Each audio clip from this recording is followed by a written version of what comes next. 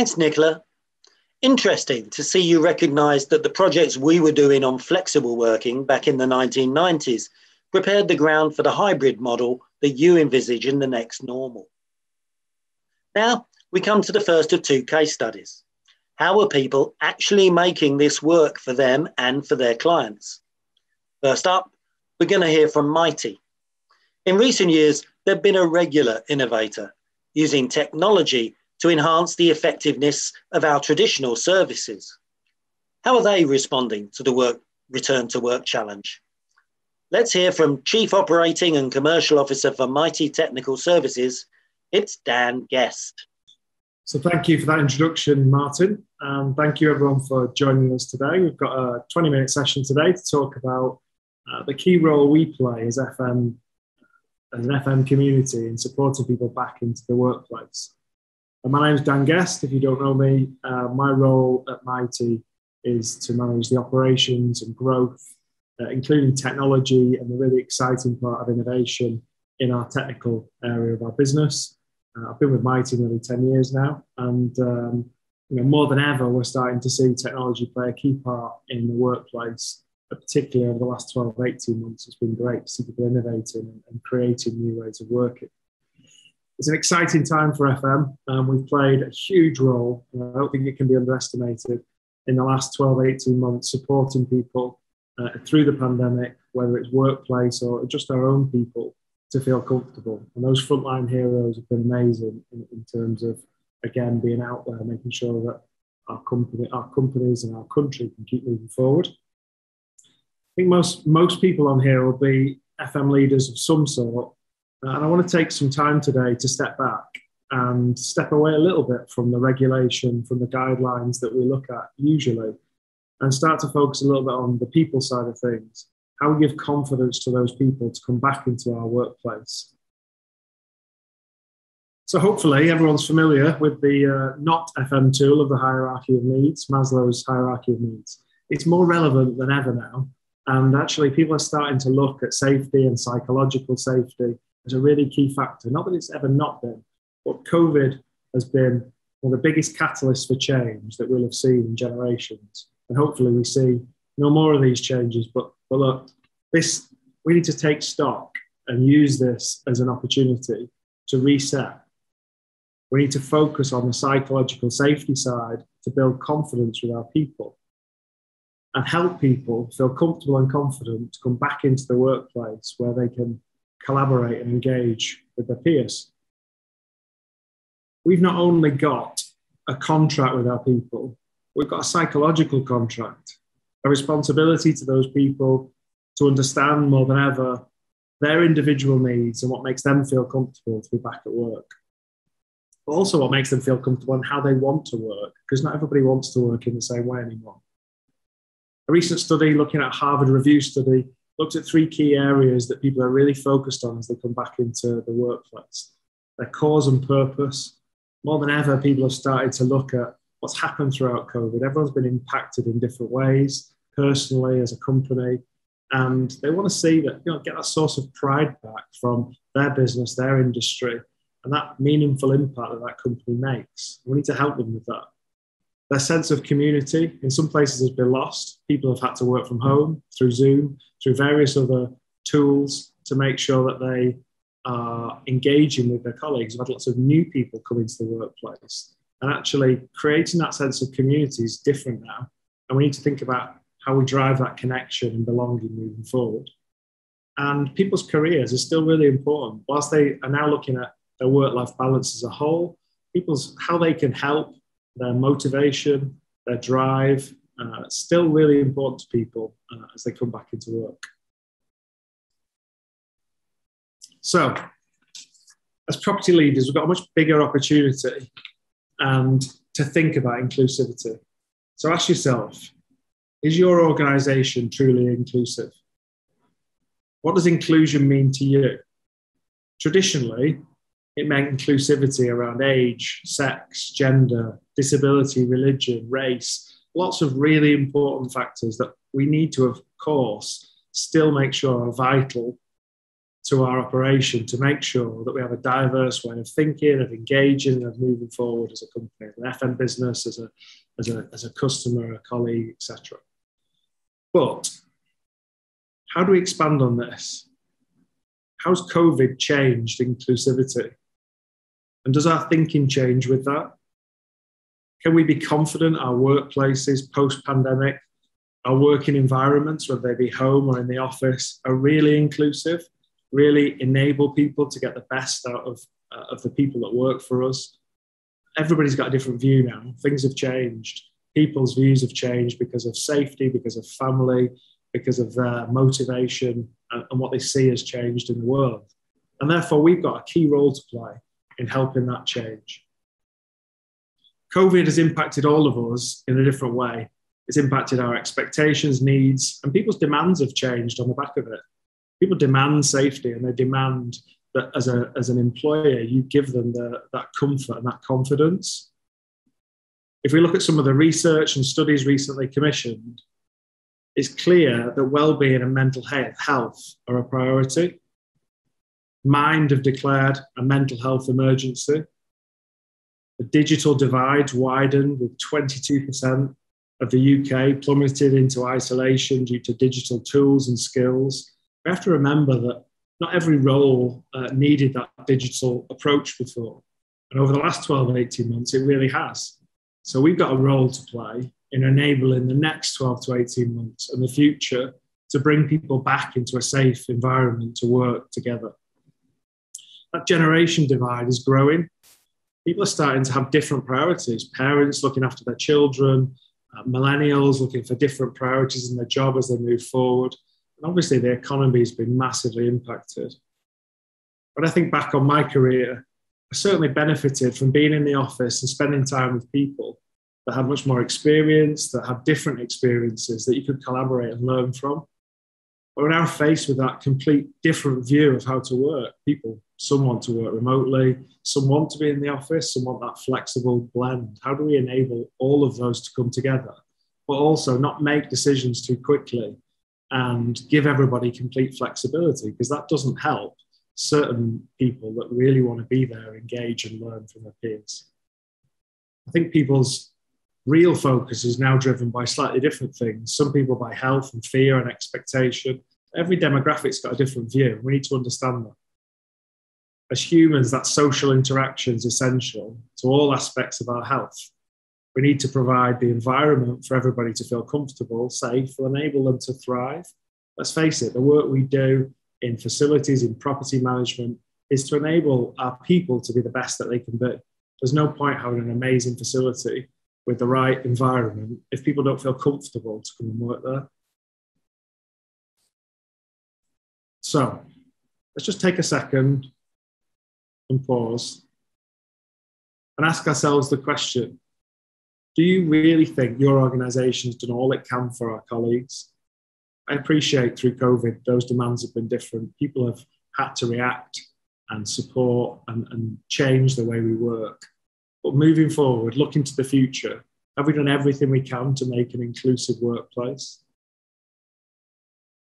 Does your roadmap of how lockdown considers inclusivity in your building, is it clear of how we're going to enable people to get everything they want?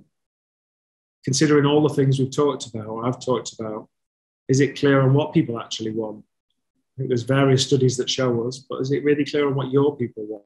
I'm sure it's different for everyone. And have we lost that human factor in the race to be safe and compliant?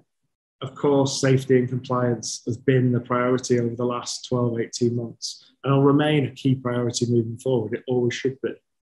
But that mental side of this, the psychological factors that come into play, are also really important, and we can't underestimate the role we've got to play in that. So, it's okay for me to ask the questions. Have you considered these things? But it's really important that we do. And as FM leaders, we can make the difference. You know, there's some key areas around empathy and confidence. We need to ask our colleagues what they want, what they need. Because right now, what they need will be hugely different from what they would have said in summer when we were in lockdown. People were enjoying the weather, It was a new thing. Whilst there was lots of negative things going on at the same time, it wasn't something that had carried on for 12, 18 months.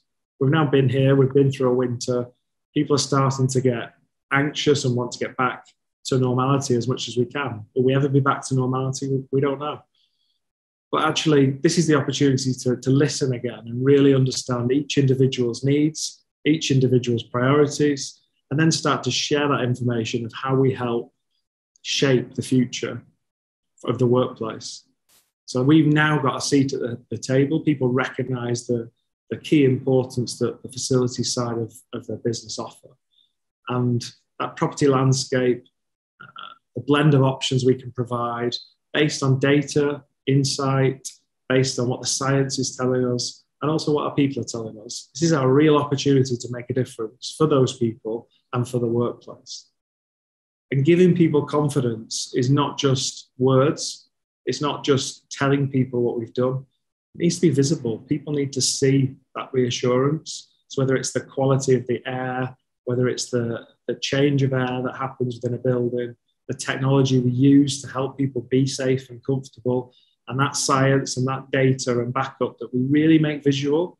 It's okay, this stuff happening, but more than ever, what we do needs to be visual and really powerfully communicated to people to give them the confidence so that they can get back and start to work together.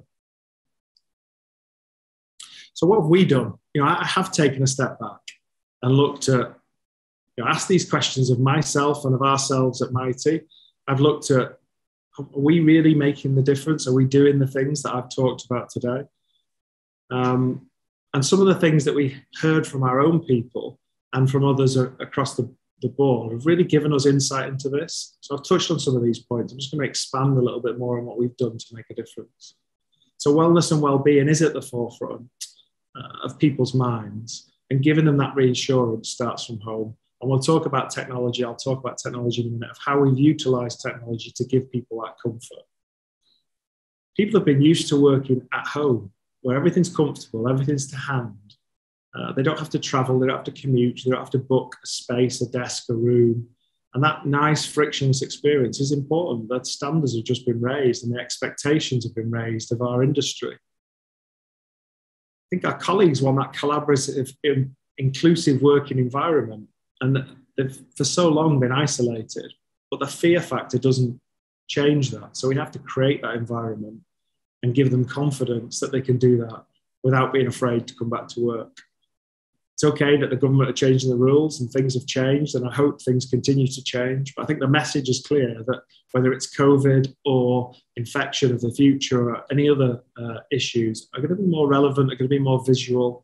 People are going to be more cautious around change for the future. I think a safe, controlled way back into a building, a safe environment, knowledge and understanding of what's going on in that building, and the hygiene factor of the building, the cleanliness of that building is going to be so much more important than it's ever been.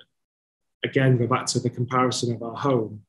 We know who comes into our home. We know how often it's cleaned, and we're in control of that. But we put that trust into the FM provider, into the business owner, moving forward. Coming back into the workplace, we give that trust to somebody else. And to make that work, we need back from those people the confidence, the visibility, and the actions they've taken. So we've talked a lot. I've talked a lot about what we can do, what we need to think about.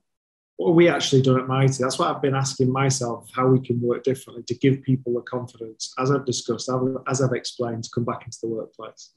That starts with the design and layout. Do we need to change things to make it feel more collaborative? Do we need to look at the space itself? And yes, we have. We've looked at how we can reshape the space we've got to enable people to work together more effectively. But then that journey starts, as I said, from when the person wakes up. We give people confidence using technology and our app area that enables people to look at booking a desk, a room, a space, a car park space, means that they know they can come in, find a collaborative space to work, know who they'll be working near if they need to work with somebody, and get that confidence straight away that they can easily get into the office. That frictionless experience that they don't have to think about when they're at home. So we try and make it as easy as possible in the workplace. They know, because of the communications we've been putting out, that we're checking temperature, that we have technology on site to make sure that we're keeping them as safe as possible. We have screens around the building that show people the temperature, the CO2, the air changes that are going through our offices, so that, again, the science we've shared with them already through communication starts to be backed up in practice, because we're doing this stuff on site to protect our people. And obviously, the cleanliness of the site is really important. So we're using, whether it's various products to protect against COVID from a cleaning perspective, right the way through to the robot cleaners we use that are very visible on site. People can see it happening, but it's also making sure that interaction is less, that people are having the room to collaborate and work without having more people around them in the day. If people need that on-site demand clean, they can request that through their technology. They can book something to be changed and cleaned between a meeting or a session. But also, we're using technology and UVC to make sure that we can also show people a real visible change. UVC has been adopted across all our offices around surface-based cleaning that uses UVC light to clean the surfaces and give people, again, more confidence that we're using everything we can to make the space as safe as possible, right the way through to the air throughout our office being cleaned constantly by UVC devices. So what we offer to our people is the ability to come back in, to collaborate, to know who they're going to work with, to safely travel into the office, knowing, again, that the space they're coming into is clean, is disinfected, the air is clean, and we're constantly monitoring that to put them first. Hopefully, that gives them the confidence that they can do the best they can for the company, that they can support our customers, that they can work with their colleagues, and really make sure that that collaboration is back, and that mental health side of things, the social interaction that we know is so important, is back to a level that people feel comfortable doing that. So that's some of the insight as to what we've done. There's so much more to do, and there's so much more we can do as a team. So ask yourself, how will you make the difference? That's a question that I've asked myself, that we continue to ask ourselves in Mitie. How can we make the difference for people to feel safe and comfortable? What's right now might be different in the future. And we need to use technology, science, and data to keep asking ourselves that question. How can we continue to innovate to support businesses around the world to be safe and comfortable and move forward in the right way?